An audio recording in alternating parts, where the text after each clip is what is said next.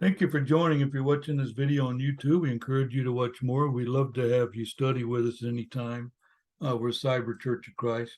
We usually study topics, or most of the, if you're looking at the YouTube, you'll see most of them are topic related. Today's topic happened to be my mom's favorite. She'd have me preach this once a year at least, but hope was always a big deal with her. So today's topic's called the hope. If you're looking up in the Strong's, that's a noun that means expectation. And I have a couple of comments here. One is hope is faith-based until factually revealed. Now, what does that mean? Well, I mean, if I hope for a Cadillac and then I get one in my driveway, I ain't hoping for a Cadillac anymore. I already got it. Well, I'll hope for a Rolls Royce now. So, yeah, so until it's revealed, you just have it, it's spiritual. So we're going to look at what does the Bible say about the hope? A believer has hope for things that will never exist in their earthly lifetime. Okay, what does that mean? Well, like now, my hope is to be accounted worthy and get into heaven. Okay, well, that's not going to exist while you're on earth. Well, no, it's not. So keep that in mind. Let's start off with our Old Testament verse, Proverbs 11:7. When a wicked man dieth, his expectation shall perish. And then there's a colon there. What do you mean? Well, I gave you an example. The guy was hoping for a Cadillac and then he died. Now what? Okay, so whatever hopes you had, well, they're gone. Because why? Because you're a wicked person. That's why. And the last half of the verse, and the hope of unjust men perisheth. So you can see now that all the hope of the non-believer is all on earth. It's all carnal. That's where their hopes are. Hope, especially if it's monetary, hope I get more money. So that's for the hope. And then when you die, well, all that goes. So that's what we have as believers. They say, hey, I'll have a hope I'll take with me. It doesn't die. So that's amazing. So my spirit doesn't die, and neither does my hope, as long as I keep hoping.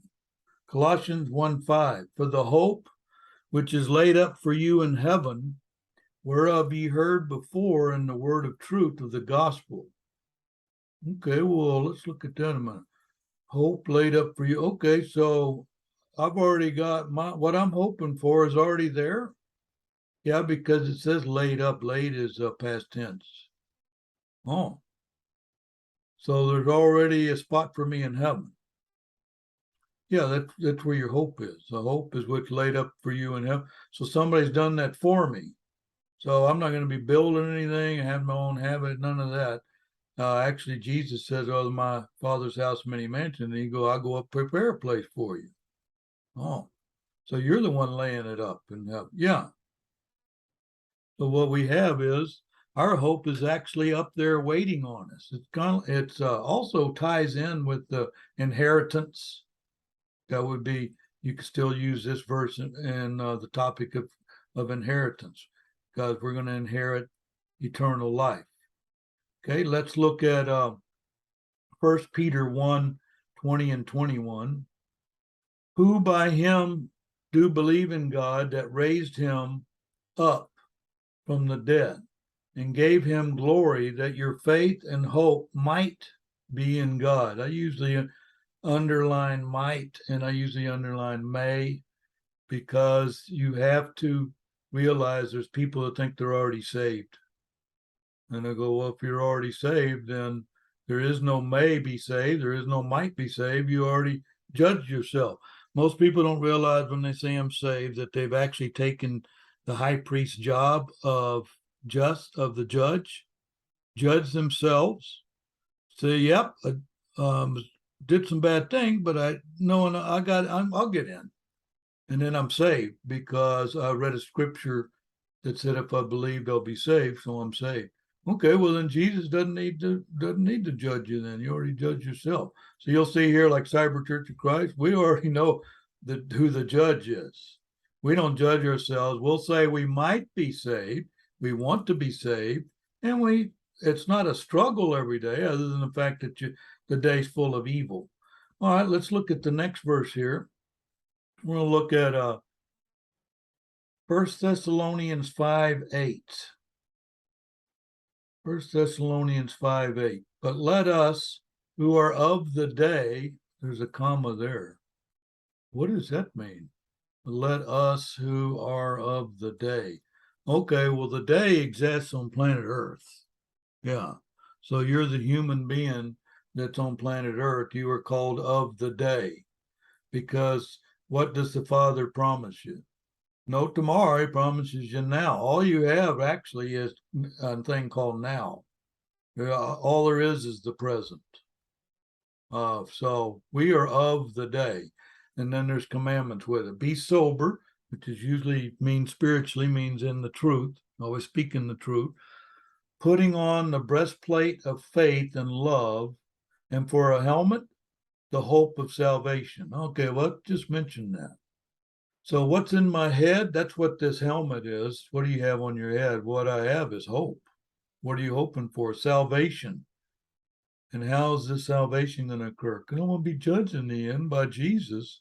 And then I want him to say that I'm accounted worthy. Then salvation occurs.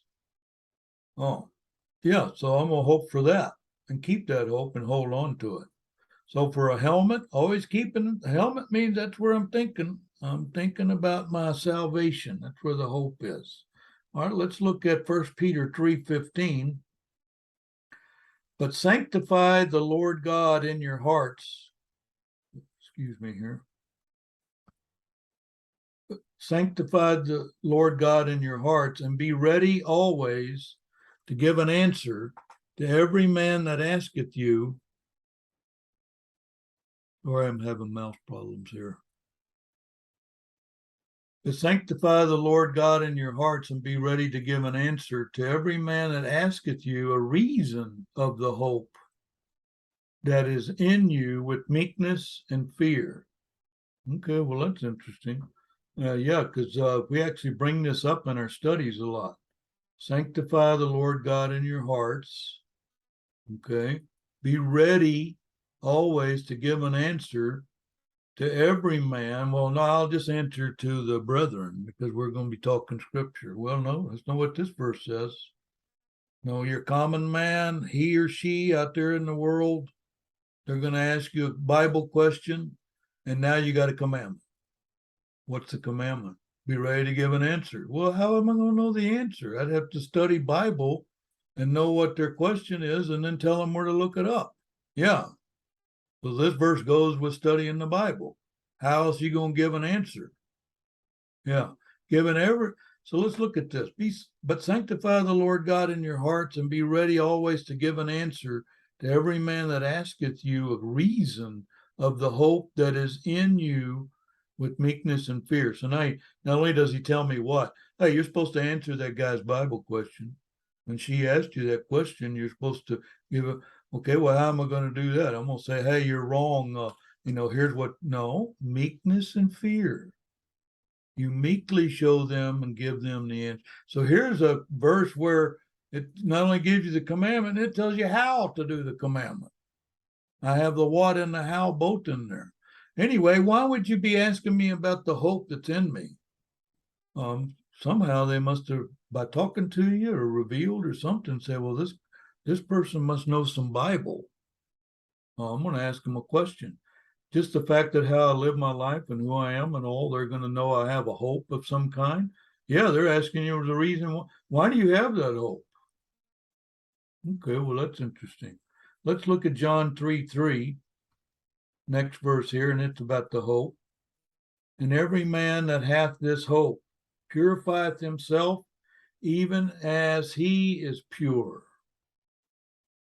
Oh, okay, so this hope, every man that hath this hope, this is 1 John 3:3, in him, I have to keep that in me at all times, purifieth himself. Okay, for me to be, okay, well, I preached a sermon once called Pure.